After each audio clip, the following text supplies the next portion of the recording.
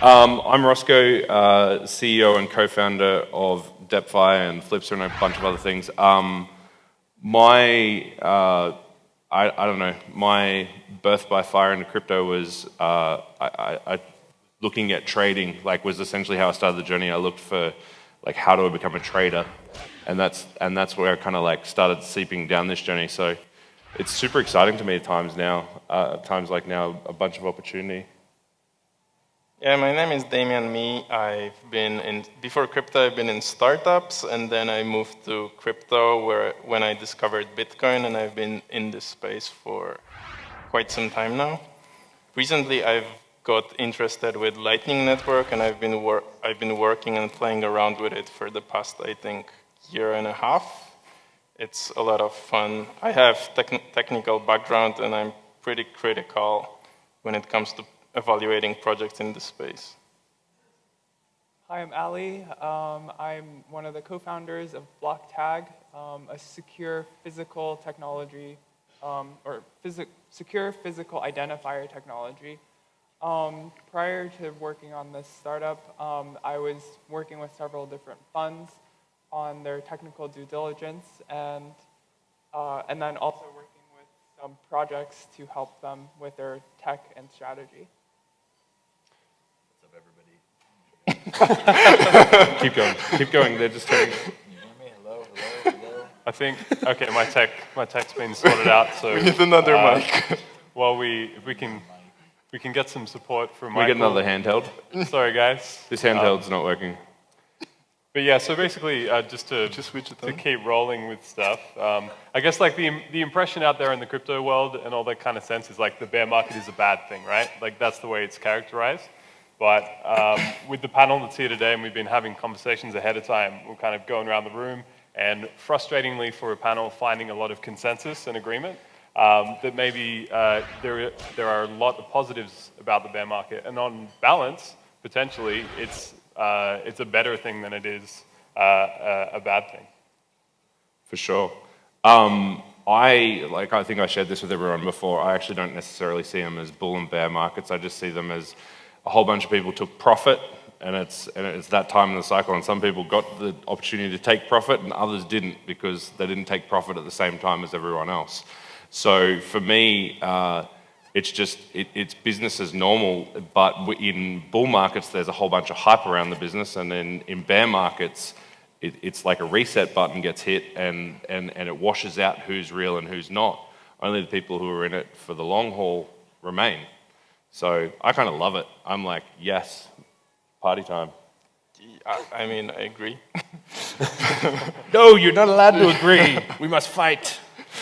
Yeah, bull runs are great for like accumulating value and maybe, I like to put it, flipping shitcoin to accumulate more Bitcoin. I think it's a good way, good time to do that, while during bear markets, there is much more actual value production happening. There's a lot of projects creating actual utility that will be used throughout, years to come.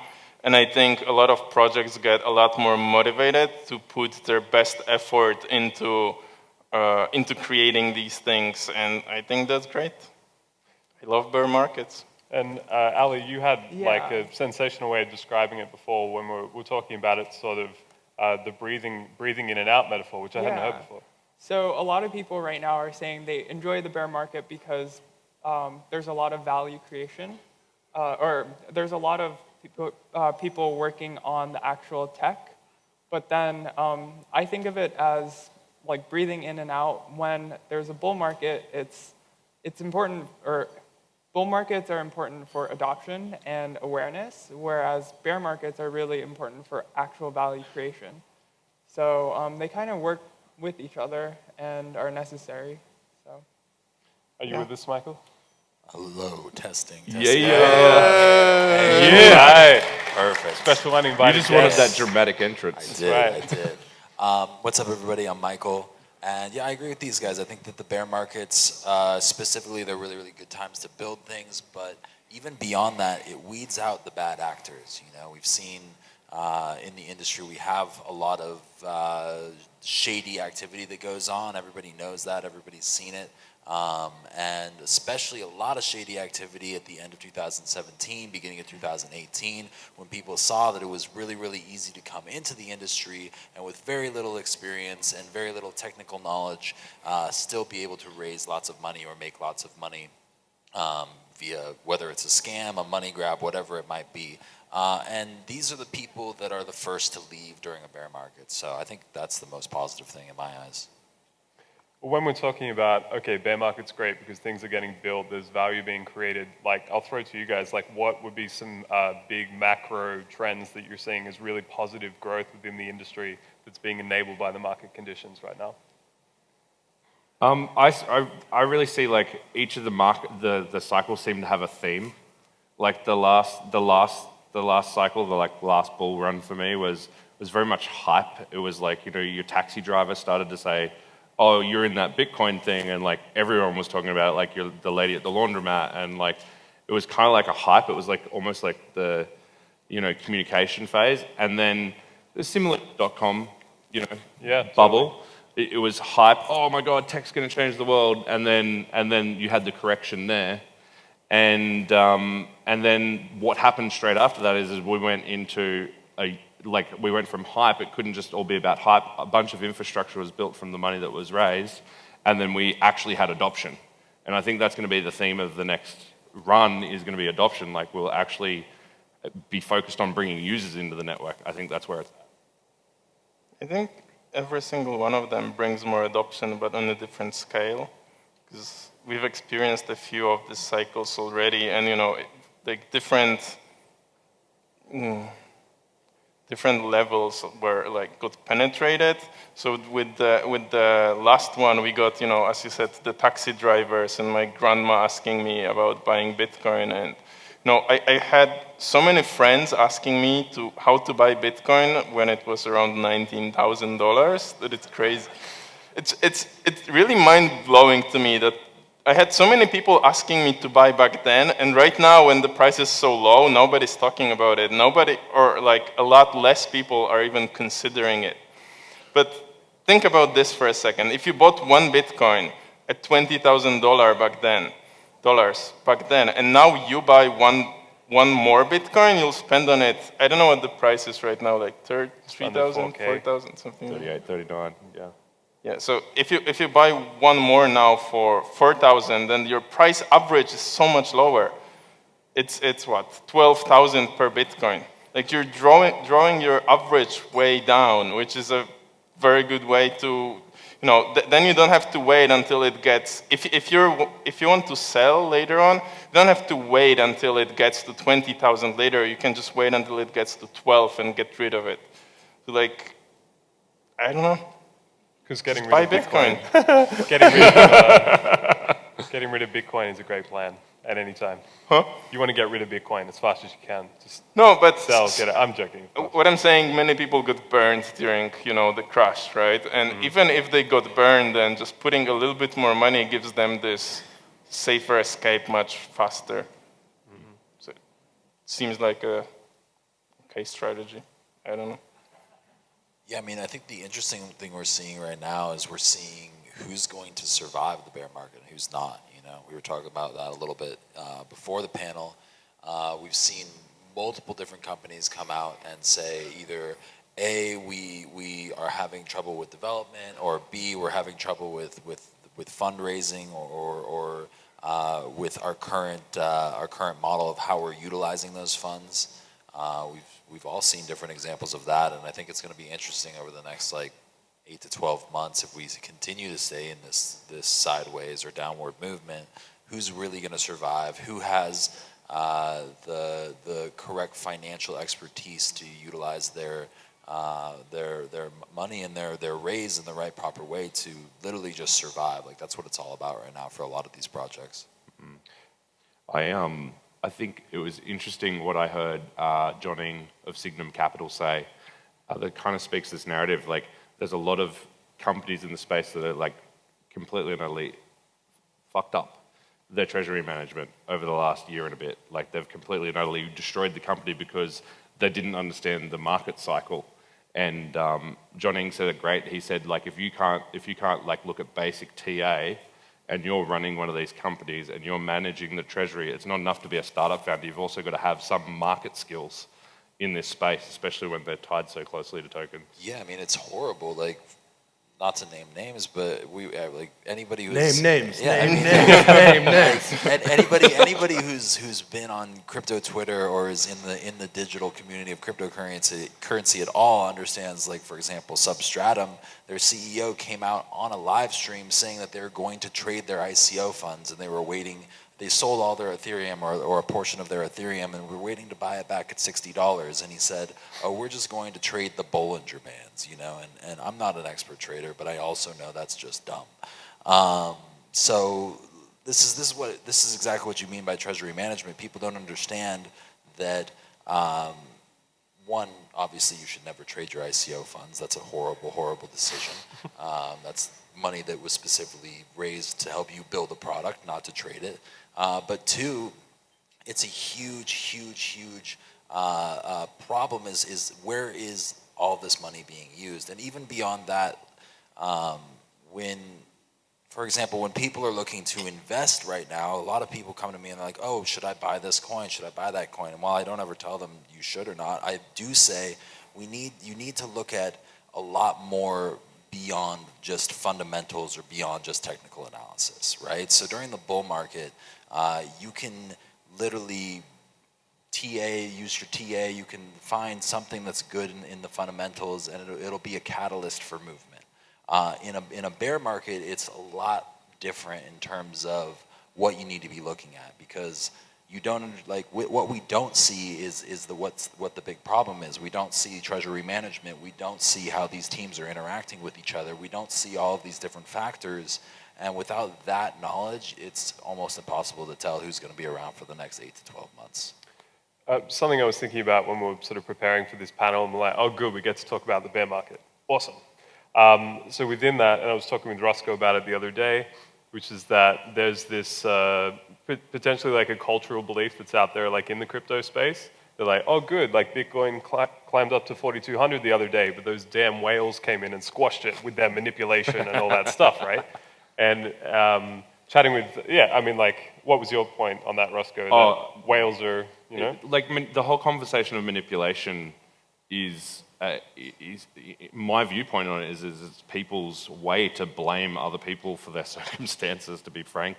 And manipulation isn't necessarily like some big conspiracy theory. It's literally you're swimming in an ocean, and in the ocean there's sharks, there's minnows, there's whales, and some fish eat other fish, and some strap on the back and ride their coattails. Like, you're just in the ocean. It's not manipulation. It's not some conspiracy theory. It's just a market. You know, that's kind of my sort of feels on it. Yeah, it's literally a narrative to fit a bias. That's like what it is, which just happens a lot in cryptocurrency. You know, especially a lot in investing. Like, people just try to find some sort of narrative, whether it's whales and manipulation, whether it's Chinese New Year, whatever it is. You know, they find something in order to fit their bias, in order to make them feel better about their poor investment National decisions. Vegetable Samosa Day. Quick, Exactly. buy a vegetable samosa coin. So for Damien and ALLIE, maybe I can challenge you guys a little bit, because you love bear markets so much. Yeah, well, to just maybe add to this a little bit. Of course. So to play devil's advocate here for a moment, perhaps we should entertain a possibility that big institutions actually realize the real value of cryptocurrencies, and they do have the power to actually manipulate the markets, keep them low, squish the value from regular investors and smaller startups, and acquire more Bitcoin or cryptocurrencies in this time. And I think it's possible. I'm not saying this is confirmed or that's the reality. I'm saying that it's quite possible. And acquiring like OTC, which doesn't move price, right? Yeah. So there's a lot of that accumulation going on. OTC or And if, like, I agree, it is definitely a possibility. And let's just say they are doing it. Like, if they are doing it, they are a lot better than any of us at trading. Yeah, Right? 100%. Like, that's something. But we if have you to can understand. perceive to that level where you think that they're doing that, be one of those fishes that like rides under the underbelly of the whale. If you can perceive it and see their plan, ride that as your strategy, like tack onto it. Yes. Yeah. Or be Pinocchio's dad. So I was going to ask ALLIE in terms of, the bear market is positive for all these reasons. Maybe you could speak to, there are downsides as well, right? There's social impact, there's other aspects to it that, there are downsides. Yeah, I hate eating, instant noodles every day now. We were going to get some noodles for you guys, but... I got you an upgrade. Wrecked. Nice. Yeah, I think some of the, wait, you're asking about the negatives of the bear market? Yeah, like what are the downsides? Yeah, the downsides are developers don't get paid like $300,000 a year anymore. I guess it's good for projects to not have to pay that much. But yeah, I mean, and treasuries, a lot of legitimate projects that have had millions of dollars in their treasuries, now they can't afford to pay anyone. So yeah. I think people got hurt, but in the experience of the market correction, that's probably been to me. I think the worst thing that can happen is for people to get disenchanted or disheartened when they're almost there. Like they're one cycle away from potential mastery for themselves. Like they might be one market cycle away from like cracking the code either in their project or in their investing strategy or whatever it might be. That's probably the negative for me is there's some really smart people who aren't paying attention to the space anymore that could potentially still be here if it was not as disenchanting for them, if there wasn't so much disbelief. Yeah, no, totally, definitely true. And let's remember that some people actually committed suicides because of their losses. Obviously, they weren't behaving in a rational manner. They were putting way too much money than they were able to afford to lose, but still, they ended up in a situation where they had debts. They were a dark place. Yep. They took their life. Oh, that was uplifting. Thank you for that question, Nick. How do we... I'm not sure my question led to that, but yeah. I'm blaming you. How do we correct this, though? I mean, because everything we're talking about is so focused on price, when to a certain extent, many of us got into Bitcoin for other reasons.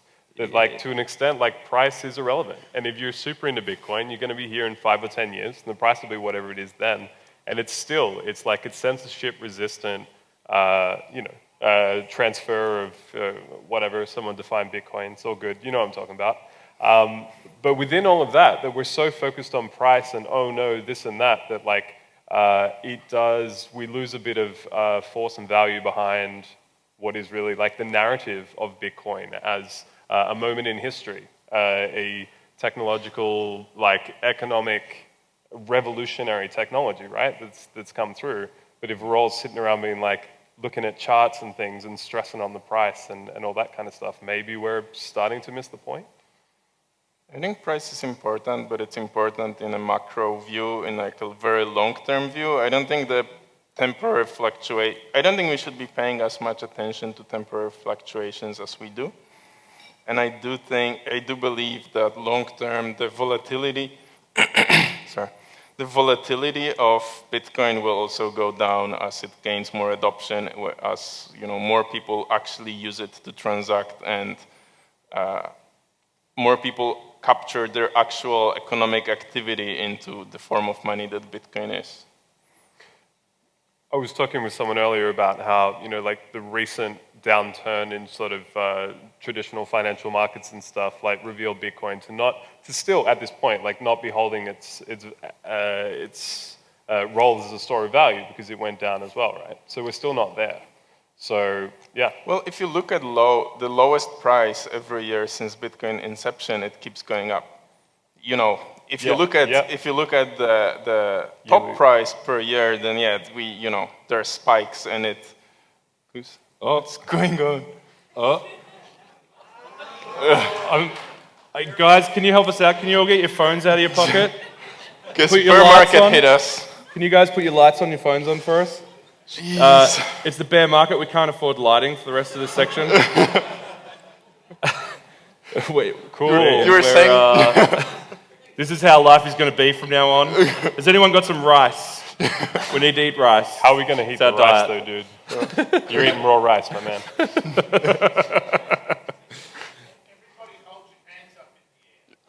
Yes, please help us with Wave them lightning. back and forth. It's like a rock concert. Oh, look, all the lights are yellow. The guy who's here, Craig Wright, was Satoshi. I didn't expect that. Hey! We're back. The market's back. It happened. Somebody paid the bill. The recovery. Should we talk about recovery? Yes. Let's talk about stepping back into the light. Nice. That was deep. Who wants to jump on recovery first? Well, what I Anything to think recovery is going to take, like, this is my personal skew, and actually, I think that there's going to be a bunch of different views on this, which is cool, and I'm really excited to hear you guys' point of view on this. For me, I think that this next build-up is going to have to be very much focused on real utility, like very real use cases, and I'm not talking use cases like supply chain logistics or loyalty cards or anything like that. I mean, like, how do we pay people their wage in some sort of a stable coin or something? Or how do we transact and do business? How do we go out of this room and go down to the street and buy something from every single store and not have to leave the currency, not have to, go on ramps and off ramps? When we burn the on ramps and off ramps, that's what I reckon happens over this next cycle, is the burning of the on ramps and the off ramps, and adoption happens from within. I don't think I'm that optimistic that it will happen as soon as next cycle. I'll get you a T-shirt that says we're going to burn the off ramps.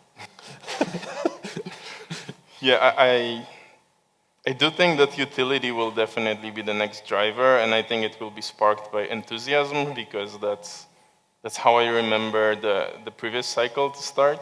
Like, over time, during this hard times, people kept working and making it better, making more resilient, making it more decentralized, more useful, and just adding more and more utility. And at some point, some people started noticing it, especially after they forgot the previous crash. They got in terms in the bear market, got in terms in the value of Bitcoin crashing last time, and they forgot about it, and then they started noticing it all again. They started noticing all of the amazing things Bitcoin can do, and then the price started growing, and then once it started growing, more and more people started paying attention, and once the trend continued for enough of the time, it's like a snowball, Just throw a stone down the hill, and then it starts getting more and more snow attached to it and getting bigger and bigger until it crashes and the cycle repeats again. So I think the primary driver of these bull runs is utility, but the bear market usually needs enough time for people to forget and rediscover. I actually heard someone say this to me. It's like the bear market is like a bad breakup.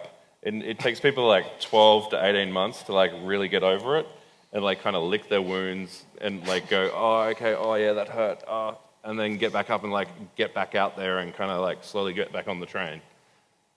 Yeah. I think, sorry, ALLIE, you want to jump in? I think utility might be it, but at the same time, there's a lot of instability in some parts of the world in Absolutely. in the money supply, and so I think some wars could drive adoption, countries falling apart. But it's kind of utility too. Yeah. Right? It's very useful for the people who live in these countries to have a plan B. But it's not the increased utility of the crypto, it's the decreased utility of the fiat. Yeah. And I think you're right, there might be some dramatic event that sparks the idea of the utility, it comes first, potentially. Yeah, I really think that for this space to recover, for this space to become big again, it has to be solving actual user needs, not wants, not desires, actual needs. You need this thing to survive, to feed your family, to preserve your wealth over time. Whatever the need might be, I think that will be also super important. Yeah, so I was sitting with Juan last night. He's one of my buddies here, and he said something really interesting. He said that adoption is very, very, very hard to achieve, but once it is achieved, it's very, very, very hard to kill. So I think that once we find, like, I think we're still in the speculation phase. Even in the middle of a bear market, we're still speculating. Like, the matter of fact is, people argue between, is Bitcoin a store of value? Is it a currency? Is it both? We still haven't come to an agreement on what all of this is being used for. Huge argument in the Ethereum community and versus the Bitcoin community, whether Ethereum is valuable or not, things like that. So until we have something that's solidified that says this is here and this is here to stay and this is how we're going to use it and this is why it's valuable to the people who are in the community and outside of the community, I don't think we're going to see any sort of major change. Go for it. I think there's another opportunity for us to get out of the bear market, and that's another speculation phase. I think that as soon as there's one significant dApp that gets adoption, mainstream adoption, that will spark a new phase of building dApps, speculation on dApps, speculation on these types of use cases. Yeah. I think we might even we might be at the beginning of seeing that happen, with Samsung recently having a presentation with the Engine wallet in their presentation and things like that. We're starting to see these companies that are already established in the world begin to potentially utilize this technology. I agree. I think it could, I think we might not see the adoption wave for maybe another 5 years anyway, 5 to 10 years. So I hope we don't stay in a bear I think market the that adoption long. wave is going to blindside everyone. So I kind of slightly disagree on that in the sense that we saw Instagrams and things like that adopt a lot quicker than, say, the original MySpace or Facebook. And we live in an age where we can have adoption of 1 billion users in 6 months, and that's not unreasonable for unicorns and startups. So I think the wave will come and it'll blindside most people when the adoption wave comes, and I think it'll happen hard and fast when it does. Yeah, sorry. I was saying, that, not to mention that potentially when we talk about adoption, it doesn't need to be explicitly like a dApp or something. So users are out there being like, wait, what is it? How do I do it? How complicated is it for me to implement this? It's going to be tech companies and projects building stuff that implements blockchain or elements of crypto assets or whatever it is, but it's in the background. Users don't need to know that that's what's driving it, right? And it's being built on that. That could be a really interesting one. Just it's sort of letting it phase into the background, and people are like, I love the new Instagram. They don't need to know that it's Yeah, I think if you. Oh, sorry. Your grandma needs to know. Your grandma needs to know how to keep her private key secure without knowing what a private key is. Yes. Right? That's the most basic way you can put it. She needs to be able to have her cryptocurrency extremely safe and not even know what a private key is. That's a fact. And the fact of the matter is, right now, outside of the cryptocurrency ecosystem, sentiment's still pretty negative around this whole stuff. People don't understand, because they're uneducated, why we need Bitcoin or why we need cryptocurrency. They don't even understand our financial system. They don't understand how fiat's created. They just don't get it. And so if you don't understand those base things, you're going to look at Bitcoin, you're going to say, okay, cool. Internet currency, forget that. I'm going down the street to go buy a soda with my dollar bills. And I think that's a huge problem. It's I think it was maybe last Christmas or the one before, and my grandmother, so she knows that I'm involved in the space, or a podcaster, journo, and stuff like that. And she's like, you're not still doing that Bitcoin, are you? Just super disappointed. And I was like, I'm sorry. Sorry, I'm here to Grandma. So if we can get my grandma excited about it, into it, I mean, it's not going to happen, right? We don't need everybody, I think, you know what I mean? But making it a lot easier, and making, because we need, these products that, Are you trying to elicit like a grandma use case from us? That like, I'm not gonna take that one. I'm just gonna let that was going places. fly past. It's fine. But yeah, it's like we don't need things necessarily that are all scary in tech and blockchain and crypto and whatever. Like we just want stuff where people are like, yeah, that's better than what I'm using now. I want that. All my friends are using that. What is it? Like, how do I get it? Boom, one button, done. I think the first thing that needs to happen is the projects that actually use the blockchain technology and the programmable money we have should just drop marketing themselves as projects using blockchain. They should just solve the problem. Nobody cares how they solve it. They should aim to solve the problem in a, and use the blockchain in their backend. Use it in a way that's useful. But be that one company that uses the blockchain in a way where it's absolutely necessary to solve the problem. Only then it will be really useful. I was chatting with sorry man. I was chatting with Michael, who's one of the founders of Blabber. Just a quick shout out. Like we're using this Blabber social app for tokenomics. It'd be cool if you guys can adopt that and like put content in there. We haven't mucking around with that.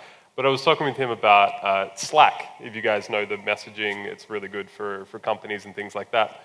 And he was saying like Slack was developed by a company that was developing like a video game.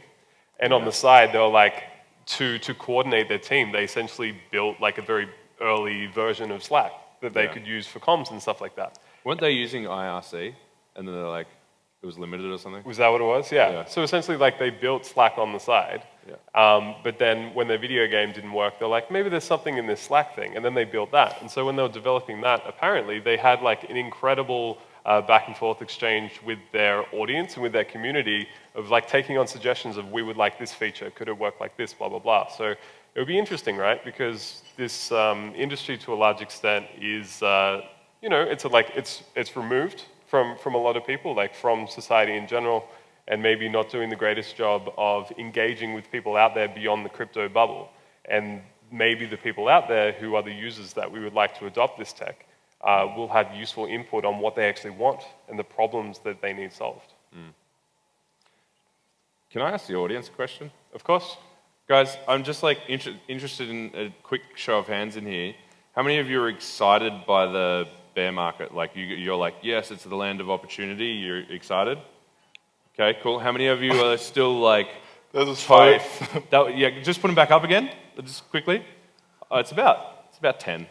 No, I can't. No. Yeah, maybe 10, yeah. Can we get consensus? Okay, so... Need a blockchain how many of you are like, you're just waiting? You're just waiting until things change before you make a move? That's less. Ish? Okay, cool. Seems like some people are voted twice, so... How many of you don't have arms? Okay. No, I think he was cheating. He was cheating. So the sentiments are generally like not gonna jump forward. You're just kind of like waiting on the fence as the majority of people. Is there another sentiment you guys have? Are you... No? Okay, cool. Should we get some audience questions? We'll start running mics if people want to throw questions and stuff. Any questions? Question over here, yeah. Get a mic. We can get some elevator music in. Maybe you can shout, we can just repeat.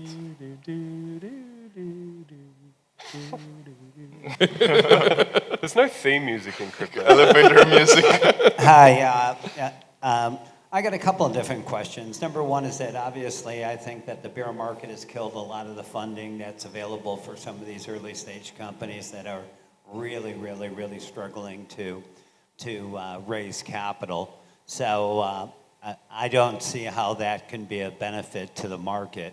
The second part is that it seems to me that the ICO market is dead, and that STOs is probably the way that's going, that people are going to want to raise money, mostly because that ICOs have no transparency, no accountability, and a lot of regulatory risk. And then the last piece is that it seems that when you're talking about mass adoption of cryptocurrency, if you look at WeChat, which is a messaging service that is adopted into a payment service, it seems that that would be the next wave of cryptocurrency becoming mainstream, as one of you said, by hundreds of millions or billions of people, because it would be, so much easier to use because, the adoption rate's already there as far as the messaging side. Okay, cool. So I'm going to go to the very first part, which was how could the bear market be good for those companies that kind of got like obliterated and destroyed? I think what it breeds is it breeds better founders and it breeds better mentorship in the space. So all of us in this room, we've had our own hard knocks in our life and we've grown from them. And I think that we can actually have better founders, better mentorship and better companies, more sophisticated come from it. Like literally from, chaos comes, organized chaos at some point and then something that's innovative.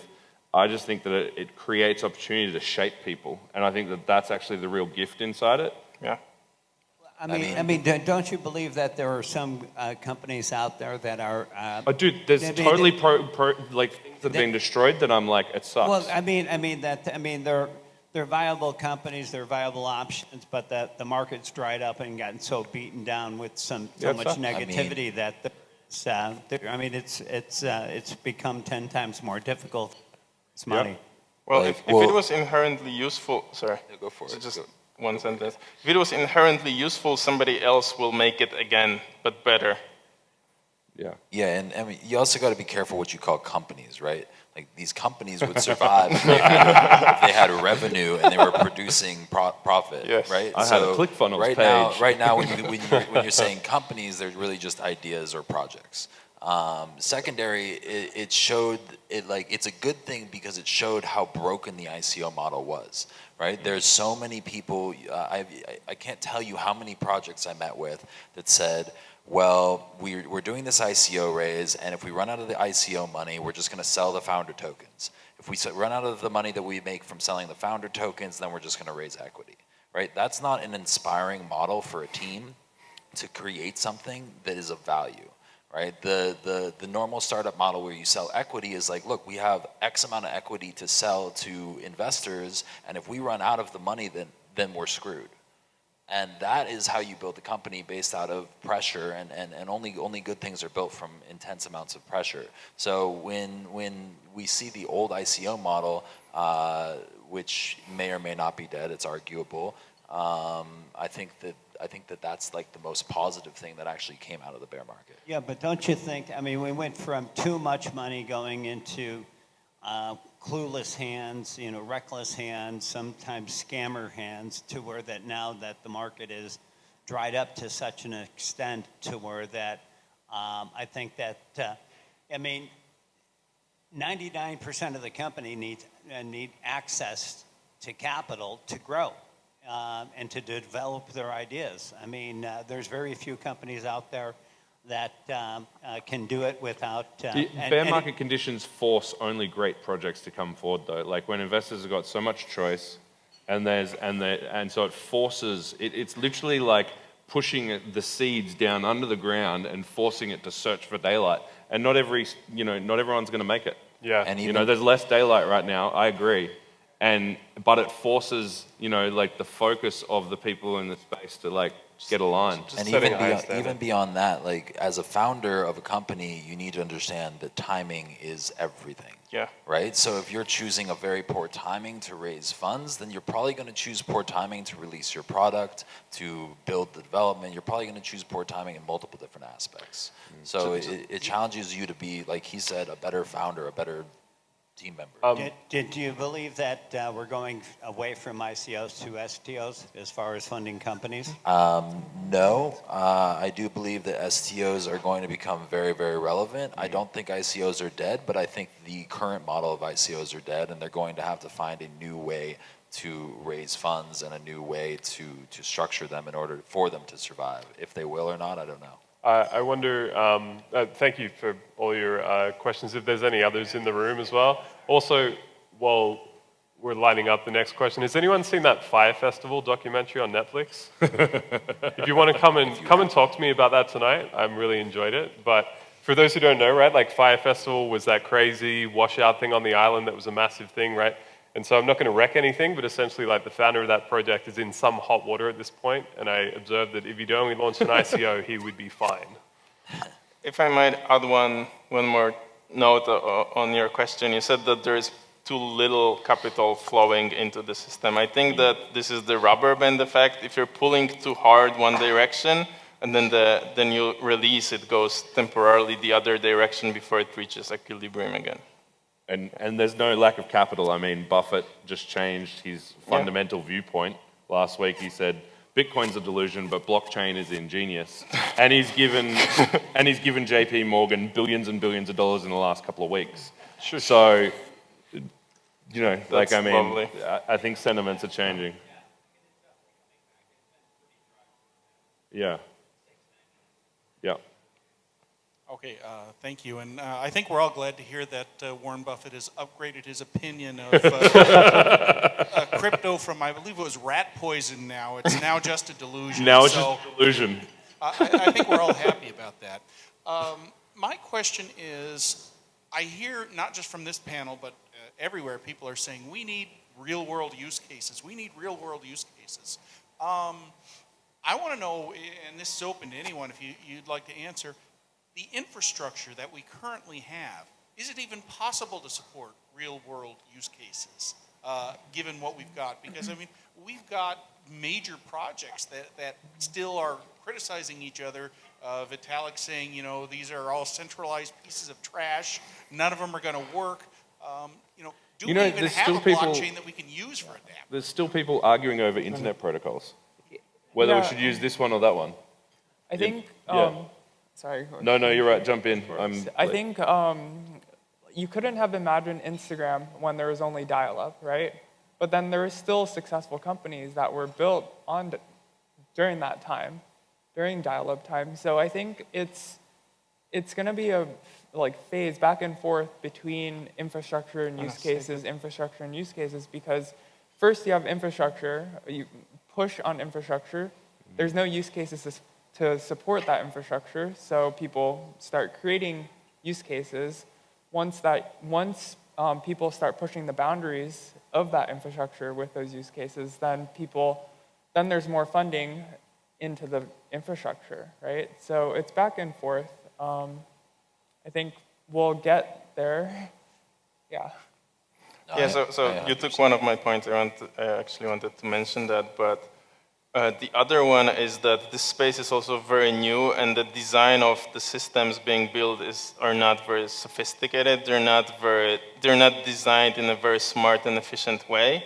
They're just like slap a contract on Ethereum and think it will scale magically forever.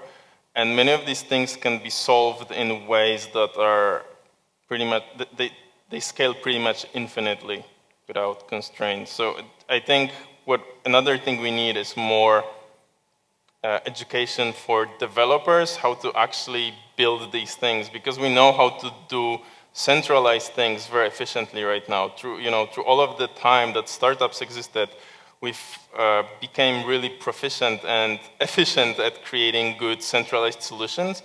But right now, people really struggle in conceptualizing how to design resilient decentralized systems that also scale to your requirements. I think we're getting there. But we're not there yet. No. I mean, the infrastructure probably is mostly there, but the developer skill set is not there yet. I think we've got time only for one last question.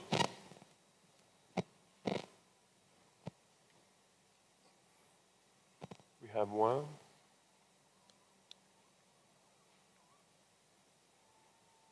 Tom? So no more questions? Or Tom? Oh, Tom? Tom's got a great question. Where's Tom? Roscoe knows the one.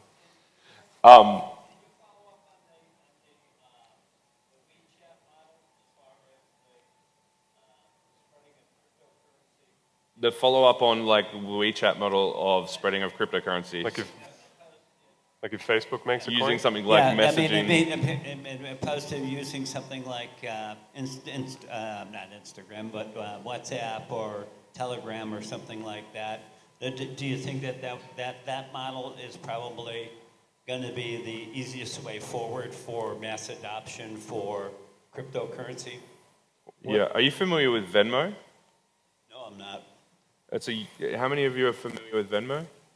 So that's like half the room. It's an app in the US where it's almost like socialized money, and it's quite fantastic. Check it out. There's already like examples of these types of things that you're talking about. I think that are the epic. biggest issue with that, it's actually there's a company behind it in both cases that can impose their morality on you and censor your economical activity, which stands in complete opposition to the crypto space. Yeah.